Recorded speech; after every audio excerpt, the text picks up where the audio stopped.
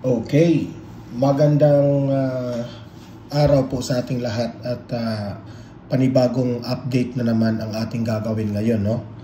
At galing tayo sa 80th birthday ng ating Pangulong former President Duterte. At dahil doon sa mga rally na nagawa, no, doon sa Paco, Manila, at saka nandun rin tayo sa Benjola, hindi po tayo naka-vlog kahapon, kundi recorded video lang yung in-upload ko, di ba? Hindi po tayo nakapagsalita sa inyo. Kasi yung boses ko, parang yung sa Bisaya, papagaw pa yung boses ko eh. Okay? So, ngayon, balik na naman tayo sa pag-vlog natin at i-update ko kayo kasi yung una nating pag-uusapan po, nagtitrending po itong si Attorney Harry Roque po, no? Nandun ngayon sa The Hague, Netherlands, na hindi na siya, inanunsyo niya na hindi na siya pwedeng ipa-deport habang pinoproseso po ang kanyang asylum application. Okay? So, anong tawag dyan? Maiinggit na naman sila at magagalit na naman itong mga kalaban ni Attorney Harry Roque dito. Mamaya, itatalakay natin yan kasi po, tuwang-tuwa po itong si Attorney Harry Roque sa dito sa asylum niya, no? Pangalawa natin pag-usapan ay itong si Vice President Inday Sara Duterte. Nagsalita na po patungkol dito sa tila isinisisi sa media, no? Kaya umabot sa ICC itong reklamo ni dating Pangulong Duterte. Alam naman natin na isa sa mga dahilan na merong mga nagpakalat na patungkol dyan sa libo-libo raw na mga tao ang nabibiktima doon sa EJK na yan, di ba? At yun po ang sinasabi po ni VP Sara na yun po ang isa sa mga dahilan bakit nandito na sa ICC si Tatay Digong. Okay? Na wala naman yung mga basihan eh. Alam naman natin yan. Diba? So mamaya pag-usapan natin yan kasi nagsalita na po si VP Sara dito at pakinggan natin. Okay? Pangatlo nating pag-usapan ay itong mensahe po, no, ni Tatay Digong na tulungan po itong PDP candidates, no? Ito yung tinanong kasi itong si former President Duterte, no? Ang hiling niya na sa kanyang kaarawan ay tulungan po natin ang PDP laban. Okay, yung line up ng PDP.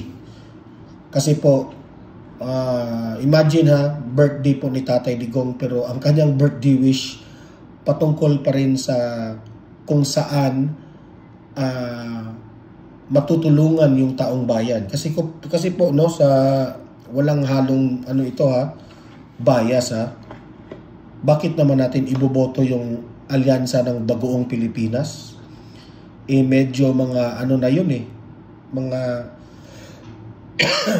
yung iba doon dati nang naging senador.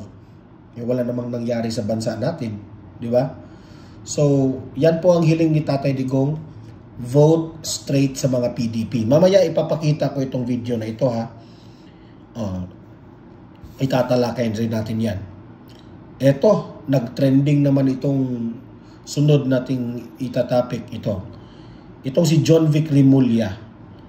Meron siyang post sa kanyang social media na masasabi nating he is so very defensive. Okay? Nakakatawa nga itong post ni John Vic Rimulya. Ipapakita ko yan mamaya kasi parang wala namang nagsabi na nagsisinungaling ka. Pero bakit ang sobrang defensive mo? Mamaya ipapakita ko yung post ni Rimulya. Okay? Ito,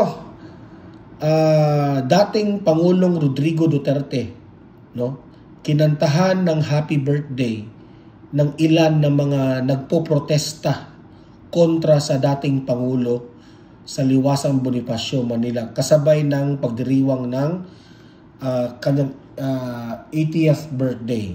'Di ba? Kung mapapansin natin, buong bansa, buong mundo, ika nga sabi ni Attorney Harry Roque, parang nag-New Year eh.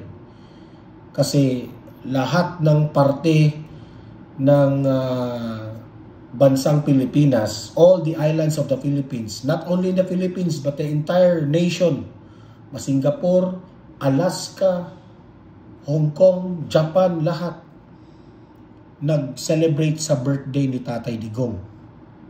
Pero itong grupong ito sa Liwasang Bonifacio, kawawang-kawawa sila. Kasi sobrang kaunti na lang yung mga nagpo-protesta laban kay Duterte.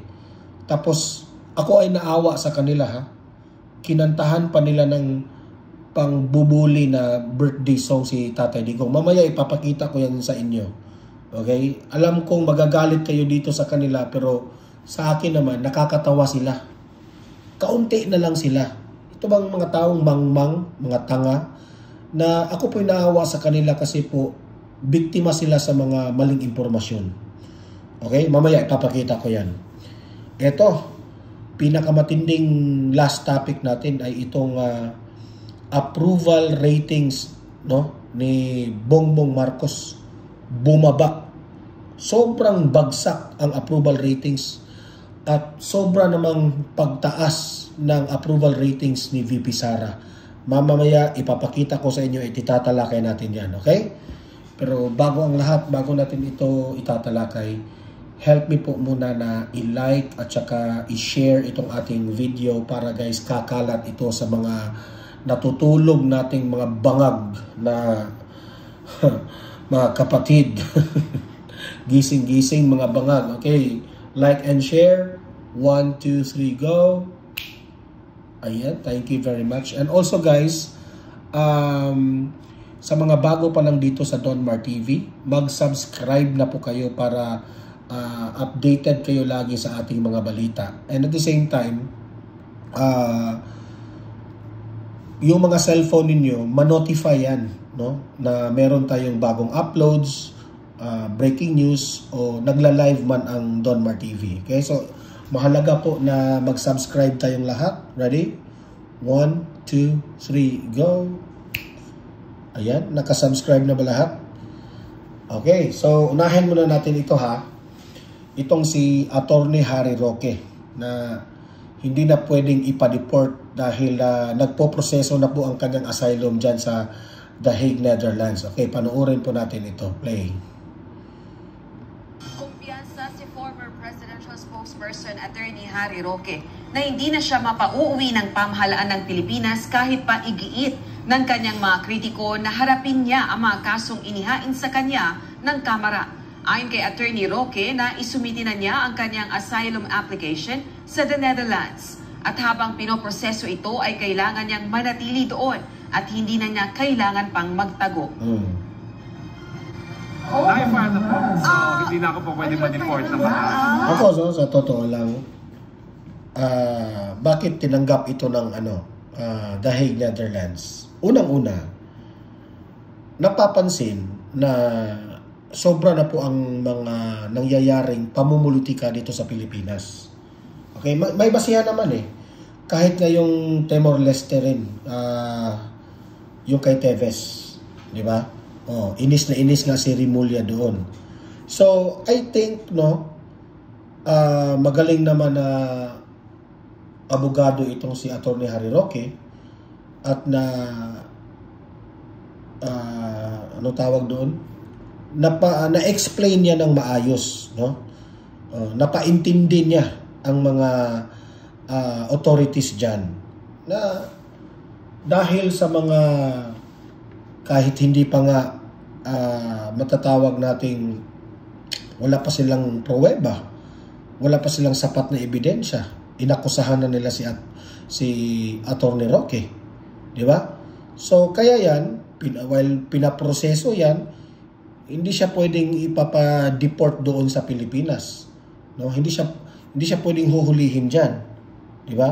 Kasi alam naman natin yung mga inakusa nila kay Attorney Harry Roque, gawa-gawa lang yan at walang basihan. Okay? Patuloy.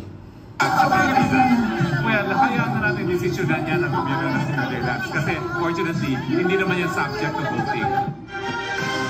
Yan So, ako naman ay very positive na while pinoproseso yan, alam ng mga kitang-kita naman siguro ng di ba? Anong tawag diyan? Kitang-kita naman siguro ng gobyerno ng The Hague, Netherlands, na lumalabas na yung mga Pilipino diyan sa the Netherlands, sa The Hague. Lumalabas kasi po galit na po kay Bongbong Marcos sa ginagawa nila kay former President Duterte. So, alam nila, may kinaugnayan po ito sa political persecution. Kaya, si Atty. Harry Roque po ay, mabulok kayo dyan sa Kongreso, kayong mga tuwadcom na yan. Di ba? So, Atty. Harry Roque, ingat-ingat po kayo dyan sa The Hague, Netherlands. At least, na-update nyo yung taong bayan na yung pinoproseso na po yung asylum nyo. At while pinoproseso yan, walang kakayahan ang Pilipinas para ipa-deport si Atty. Harry Roque. Okay? Sunod nating ibabalita ay itong isinisisi po ni VP Sara ang mainstream media bakit nakulong ngayon si Tatay Digong sa ICC. Ito po yung balita na yan. Pasok. Samantala, nagkomento naman si VP Sara kaugnay ng turnover ng International Criminal Court o ICC sa mga ebidensya laban kay dating Pangulong Duterte sa defense team nito. Ang set of evidence na tinatawag na Package 001 ay naglalaman ng sinasabing 181 items o pieces of evidence laban sa dating Pangulo. Ayon kay VP Sara, tila hindi papatak sa crimes against humanity kung 181 lamang ang bilang ng ebidensya. Di ba? Yan na nga ang sinasabi ko sa inyo, di ba? Bakit inakusahan nila na crime against humanity ito, balita ko diyan yung mga nako-convict diyan, yung mga libo-libo yung mga ginugurgor. Pero bakit mo, maraming ang nagtataka diyan bakit si Tatay Digong po ay pilit nilang mananagot dito sa ICC. When in fact, ang nakalagay doon sa unang reklamo, 46 laman po ang ebidensya nila na nagugurgor sa war on drugs na yan. Ngayon naman, umabot na ng 181. So saan ngayon yung mga ipinakalat nyo na mga issue na 30,000? Nakakatawa nga kasi hinahamon sila ngayon ni VP Sara na saan na yung 30,000 mo, Conte. Itong si Atty. Conte na isa ring tanga, bobo na lawyer. Hindi nga nila kaya na makapag-produce ng mga pangalan dito sa mga 30,000 na sinasabi nila. They can't produce it because alam nila na walang 30,000 na nag-i-exist. Okay? So ngayon, kung debatihin mo naman itong si Atty. Conte patungkol dyan, sasabihin rin naman niya, ano yan, kailangan niyang managot. Wala talaga. Lumilihis sa issue Tapos yung 46 na ebidensya ninyo, 181 na mga ebidensya nyong idipresenta, I know, yun lang yung mga kaya ninyo. Kasi alam ng taong bayan, alam ng buong Pilipinas, na yung mga ebidensya na yan ay gawa-gawa ninyo. Di ba?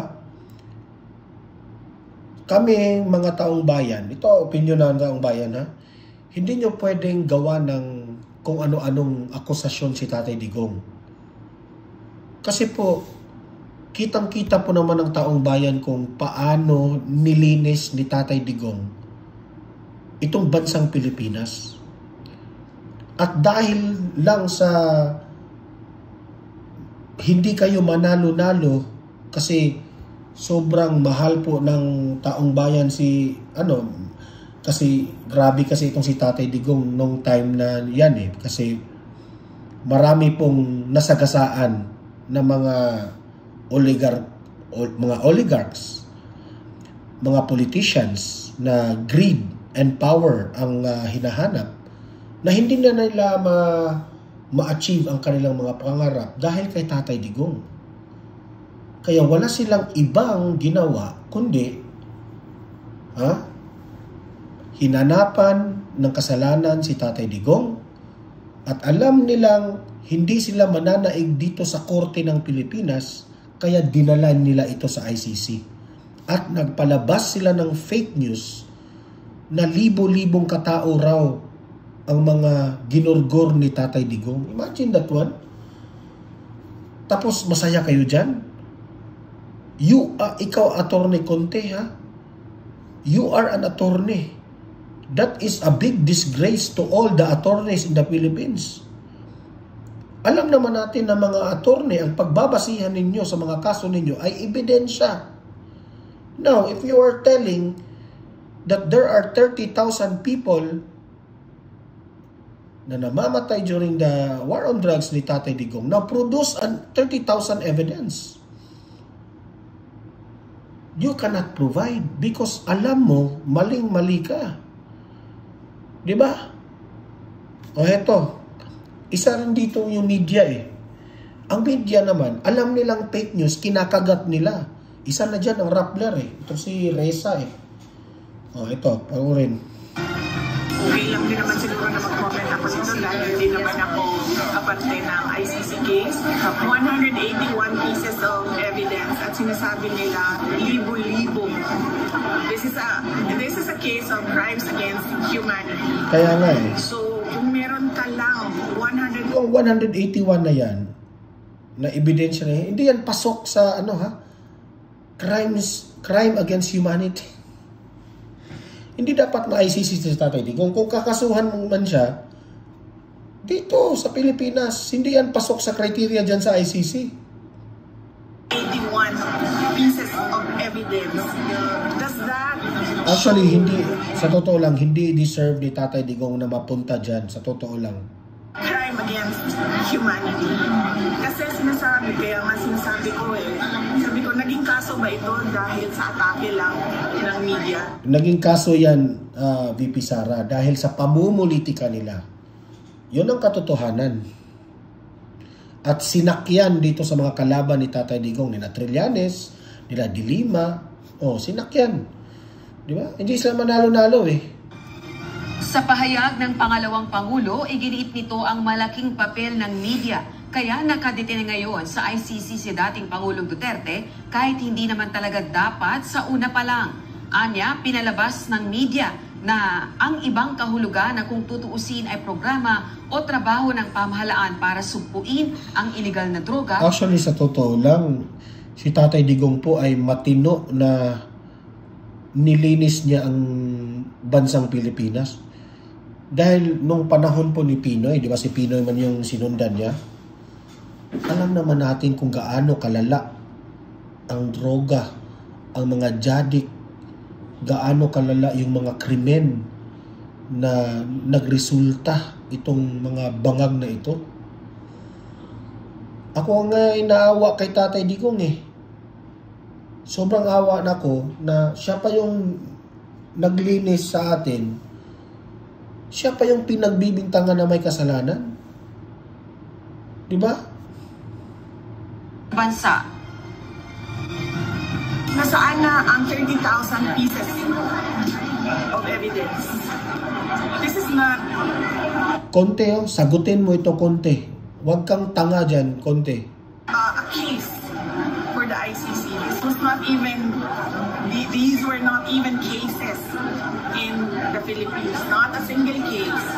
So, parang ang pakiramdam ko, naging kaso siya dahil sa portrayal ng media sa war on drugs. And that was just the title noong trabaho ng gobyerno na buksain ang illegal na droga sa loob ng kanyang bayan. Parang hindi siya makatabi sa 80 years old na tao. Diba? So, very obvious na it's all politics na ginagawa nila. Tingnan lang natin kung mananaig kayo, di ba? Ito.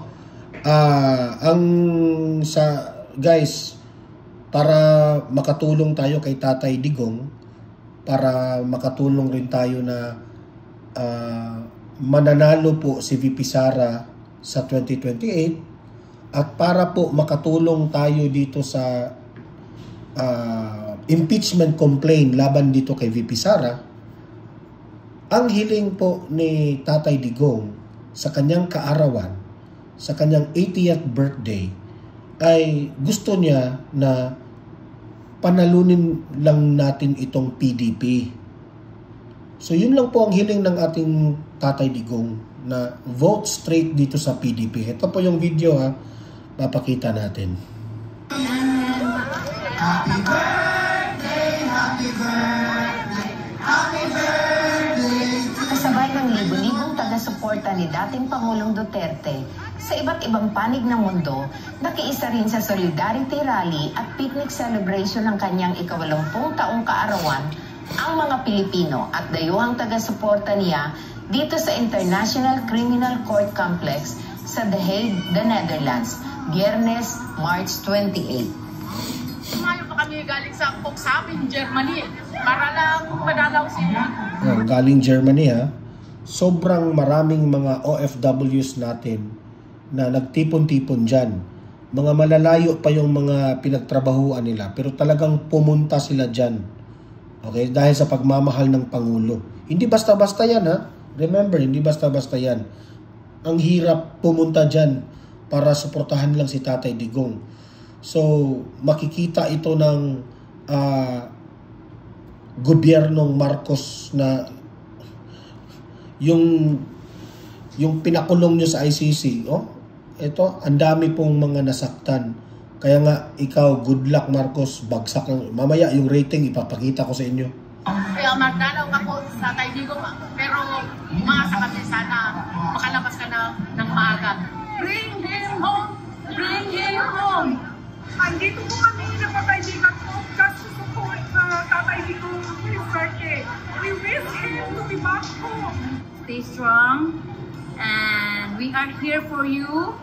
We pray for your good health and more years to come. Sa tagpuan, tahimik at payapa ang naging pagtitipon ng mga taga-suporta ng pamilya Duterte dito sa ICC. Ayon sa ilan na nanggaling pa sa ibang bansa, babalik pa rin sila dito para magpakita ng suporta sa dating Pangulo. Sa kanyang talumpati, nagpasalamat si Vice President Sara Duterte sa lahat ng nag-abala para kumuha ng permit at magpadala ng paanyaya para sa pagkakatipon. Ipinarating din ito ang pakiusap naman ng ICC sa lahat, maging sa mga kawani ng media na huwag kunan ng litrato o video ang fasad at gusali ng detention facility. Maikli, ngunit malaman naman ang pakiusap ng dating Pangulong Duterte sa kanyang mga taga-suporta batay sa pahayag ng pangalawang Pangulo. Sabihin sa ating mga kababayan na kailangan niya ang tulong ng mga PDP senators at ng kanilang mga guest candidates. Hindi na niya magawa ang mga paa niya, tumayo sa stage doon sa Pilipinas at sabihan ang mga supporters kung bakit kailangan natin iboto yung 10 diretso. Bukod dito, ayon kay VP Sara, nagpaalala din ang kanyang ama sa kanilang mga taga-suporta na magbantay ng mabuti lalo na sa darating na eleksyon. Sinabi niya na bantayan natin ang ating boto dahil ang mga tao na desperado ay kung ano-anong pandaraya ang... Wala nang ibang pinatutungkulan dyan si VP Sara. Sino yung mga desperado na yan? Ako, opinion ko ito ha. Bongbong Marcos, you are so desperate na hinuli nyo talaga, inaresto nyo si Tatay Digong at nilagay nyo dyan, di ba? Sino pa? Si Tambaluslos Romualdez, desperado rin yan.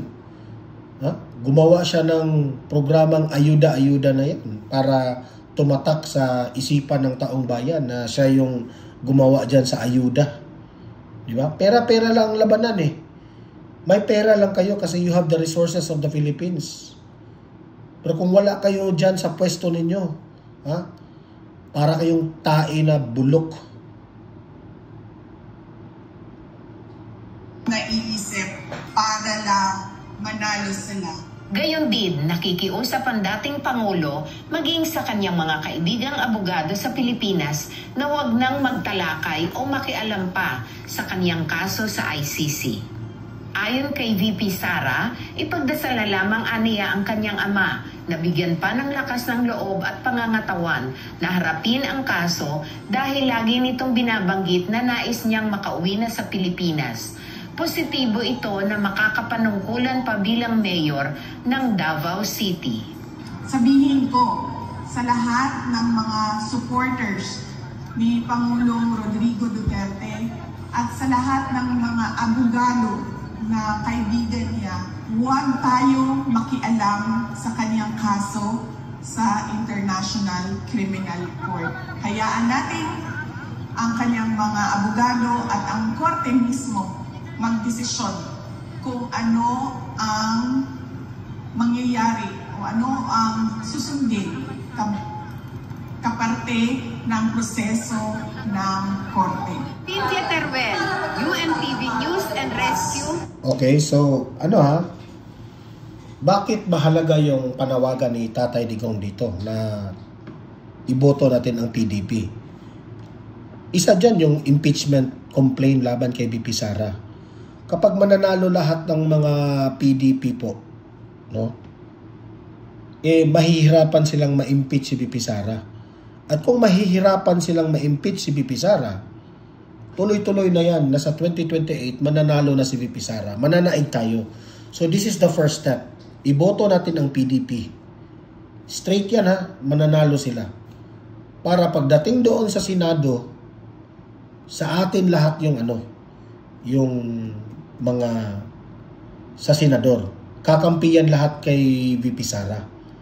Okay? Kasi po, ang dahilan po na gusto nilang i-impeach si VP Sara, kasi kapag ma-impeach si VP Sara, hindi na yan po pwedeng tatakbong president sa 2028 kung ma-impeach siya. Kasi nakalagay yan sa ating konstitusyon. Yan po ang natin, ikinatakot natin. Kaya ito, I'm very confident manalo talaga yung mga PDP. Okay? Kaya, ayan, kung totoo tayong nagmamahal kay Tatay Digong, sundin natin kung ano yung kanyang sinabi. Kasi po, nung sinabi niya sa ito ipinaalala nga tayo ni Jimmy Bundok dito, di ba? Na nung 2022, hindi tayo nakinig. Sinabi ni Tatay Digong, wag yan, bangag yan. Wag yan. Gumagamit yan. Wag yan. He is a weak leader.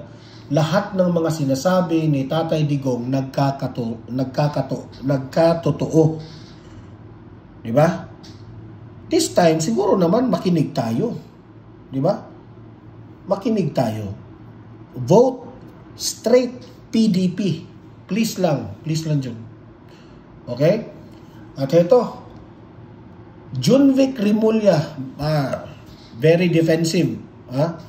Ito, papakita ko sa inyo itong ginawa ni Junvic. Ito, nag-post siya.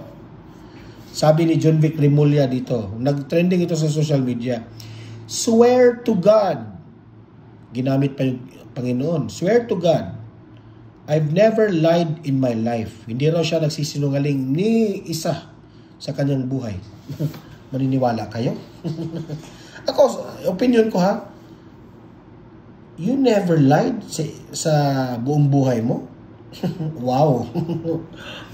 Itataya ko ang buhay ko. Wow. Grabe naman. Lahat ng sinasabi nila ay paninira lang.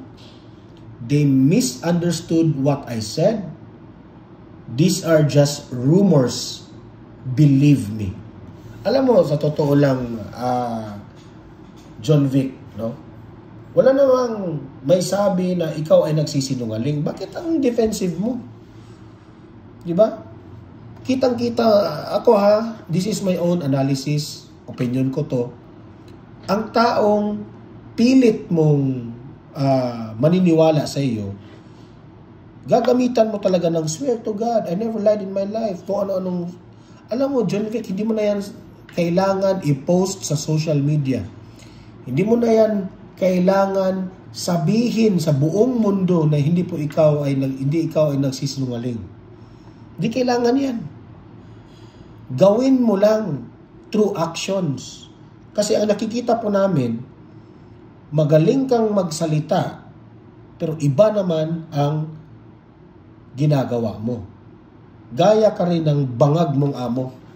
Sa totoo lang. Oh. Kaya huwag mong sabihin, swear to God. Baka akala mo, yung mga ganyan mong mga statement na ipinalabas mo sa social media, baka akala mo maniniwala ang taong bayan sa inyo? Sa mga swear to God mo, I never lied in my life. Mga ganong diskarte. Mga traditional politics, hindi na ka madadala yung taong bayan dyan. Pagod na kami dyan. Gawin mo lang yung tama. Do it with action. John Vic Remulla. Gawin mo yung tama, ipakita mo sa taong bayan, yun. Paniwalaan ka namin. Di kasi kami maniniwala kung puro lang kayo sat-sat eh. Kagaya ka rin ng mga amo mong bangag na ang daming sinasabi pero wala naman. Okay? So, wag na. Alam mo, John Vic, sa totoo lang, gawin mo yung magtrabaho ka, ipakita mo sa taong bayan yung tunay mong trabaho, hindi yung puro ka pakyut lang yung noon nga, ikaw ay dati kang kagaya, alam mo sa totoo lang John Vic, gaya ka rin lang ng ibang mga traditional politicians eh. Balimbing ka rin eh. May nakita akong balita patungkol sa iyo. Hiniwalayan mo si Binay, dati nakasuporta ka pa naman kay Binay, pero nilaglag mo siya kasi alam mo maraming sumuporta kay Tatay Digong. Doon ka kumampi kay Tatay Digong at that time, balimbing ka. Ngayon, wala na sa posisyon si Tatay Digong, saan ka kumampi? Dito naman kay kay Bongbong Marcos, kasi malakas si Marcos at that time. Sabi ko sa iyo, John Vic Remulla, good luck na lang sa political career mo. Sira na yung kredibilidad mo sa totoo lang. Yun, opinion ko yan lang ha, opinion ko lang yan. Okay, so punta tayo sa next natin na topic. Si former President Duterte, kinantahan ng happy birthday sa mga nagpo-protesta at binatikos nila si Duterte. Ito yung mga yung mga nagagalit kay Duterte, kinantahan nila. At ako po'y naaawa sa kanila. Mamaya magre-react po tayo dito ha. Ito yung kanta nila kay Duterte. Very insulting.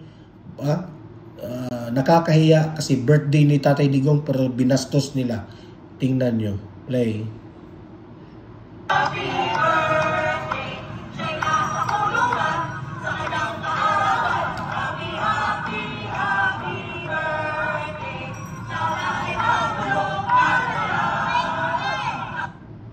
Yun ha. Kinantahan nila ng happy birthday na happy birthday raw. Sana'y mabulok ka dyan sa kulungan. Yan ang kanta nila ha. Alam mo sa totoo lang, ako po'y naawa dito sa grupong ito eh. Alam mo ba kung bakit? Ito, sinabay nila ito sa 80th birthday nung last Friday, Ang daming mga nagrarally po, naka-green. Especially sa Davao, Luzon, Visayas at Mindanao, lumabas lahat ng tao. Sa buong mundo, mga OFWs naglabas, nagkantahan ng happy birthday. Ito sila. nag-iisa. Kaunti pa. Hindi nga sila umabot ng 50 dyan eh. Kumanta ng happy birthday. Sana mabulok ka sa kulungan ni Tatay Digong. Ako inaawa sila. Alam niyo ba kung bakit naawa? Kasi konti na lang kayong tanga. Para kayong si Atty. Konti na lang kayo. At least natutuwa ako kasi kaunti na lang yung tanga sa Pilipinas. Kaunti na lang yung bobo sa Pilipinas. At ito sila. Binalita ng GMA. Alam mo yung GMA? Akala nyo sa ganito kaunting kumakanta na against the Duterte, akala nyo mapaniwala nyo ang taong bayan na marami ito? Kaunti lang. Ha? Kaya nga, sabi ko, kaunti na lang silang tanga. Ha? Na naniniwala na may kasalanan si Duterte. Kaya ako naawa sa kanila. Di ko nga maintindihan kung talagang bobo lang sila o talagang ganyan lang yung utak, no? Hindi nila namalayan na yung mga biktima ng EJK, yung mga, para magmukhang marami, nagbibit-bit ng mga fake, na mga, yung iba nga, buhay pa nga, dinala nyo sa picture, ganun. Kakahiya kayo. Booking si Conte doon eh. Diba? So ako po'y nahihiya na,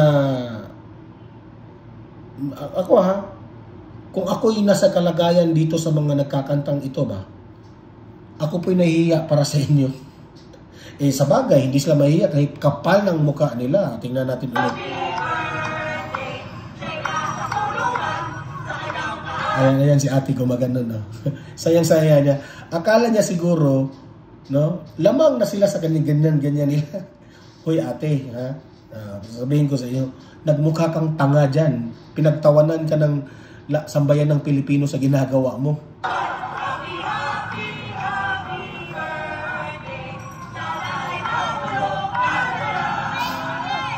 Sa totoo lang, no? It's very unfair on the part of Tatay Digong. He made this nation great again. Pero ginanyan nyo lang. Sa ngayon, hindi nyo pa yan mararamdaman ngayon. Saka nyo mararamdaman kung meron ng nangyaring masama sa pamilya ninyo. And I hope not hindi yan mangyayari sa inyo. Yun lang po ang masasabi ko dyan. Okay? So, ito yung nag-trending na rating. Yan. Approval ratings March 15 to March 20. Ito yung March 15, di ba? Ito na yung time na alam na ng taong bayan na inaresto si Tatay Digong dahil sa kadesperado nitong Marcos na ito, administration. Ito na yung rating niya. Di ba? Yung previous rating, okay pa. Ngayon, nagalit na ang taong bayan sa kanya. Tingnan niyo ang rating ni Bongbong Marcos. From 33% bumaba ng 19%. Tingnan nyo. Pumupula yan ang napala mo, Bongbong Marcos. Yan ang napala mo. Kaya sabi ko sa iyo, good luck na lang sa mga alyansa mo. Good luck sa mga senador mo. Talo kayo. Kasi hindi na naniniwala yung taong bayan sa mga survey ng mga News 5, survey ng mga gobyerno. Hindi na kayo naniniwala dyan. Tingnan nyo kay VP Sara. From 37%, malaki na nga yung 37% ha.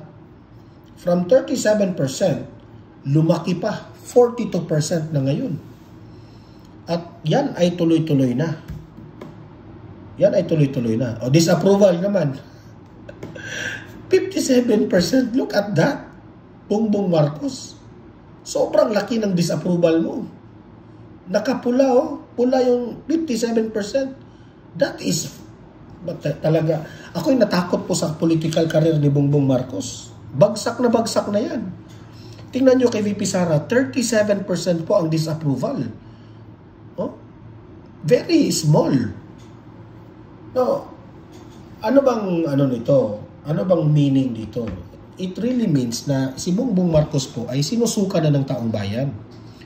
Wala na pong gusto sa inyo.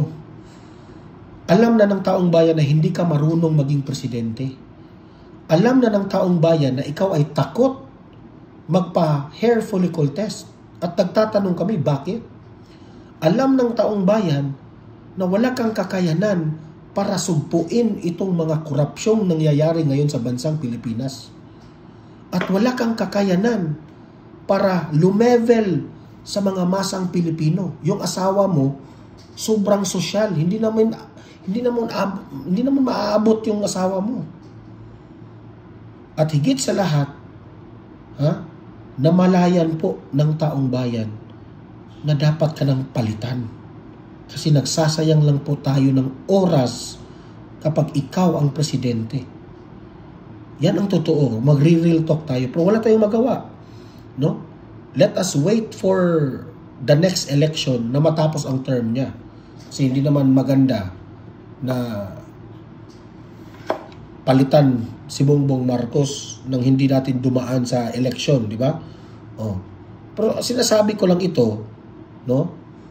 Na ramdam kasi ng taong bayan ang pagkukulang ng presidenteng ito. Kaya nagkaganyan. Opinion ko yan, ha? Opinion ko yan. Pero kahit sa mga ganyang nangyayari, irerespetuhin natin ang konstitusyon natin. Tapusin natin ang termino ni Bongbong Marcos. At tayong taong bayan, iboto natin ang tamang leader. Kung gusto nating uunlad tayo, iboto natin ang tamang leader. Okay? Sige, Marcos, meron ka pang 3 taon sa pagiging presidente mo. Ibuhos mo yung trip mo sa 3 taon. At sana na maisipan mo pa yung taong bayan. Hindi lang yung sariling interest ninyo. Okay? Tingnan nyo. The ratings speaks for itself. So you better improve, Marcos. You better ask yourself, are you still deserving to be the leader of the Philippines? Ask yourself, Marcos. So kayong mga audience ko dito sa Don Mar TV, mag-comment, mag-react sa ating mga balita. At usap-usap po tayo sa comment section. Okay? And guys, paki-like at saka paki-share itong video na ito, ha, para po magising-gising po ang mga bangag. And guys, sa mga bago pa lang dito sa Don Mar TV, subscribe na po kayo. Maawa kayo, subscribe na para hindi kayo malinlang sa mga maling balita. And at the same time guys, meron tayong second channel.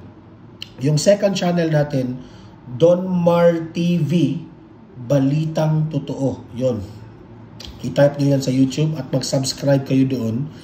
Meron yung mukha ko doon. I-subscribe nyo para meron tayong mga videos doon na in-upload na hindi natin ina-upload dito sa main channel natin. Okay? Mahalagang mag-subscribe kayo doon. So maraming salamat sa mga audience ko sa Don Mar TV. Sa mga nagpapakulay sa akin dito sa Don Mar TV, thank you very much. Sa mga moderators din, thank you very much. Kayo po ang aking inspirasyon para ilahad sa inyo ang aking opinion sa mga nangyayari ngayon sa ating lipunan. See you in my next video. See you in my next live. Have a great day. Have a great night. And God bless po sa ating lahat. Mabuhay ang Pilipinas. God save the Philippines. Bye-bye.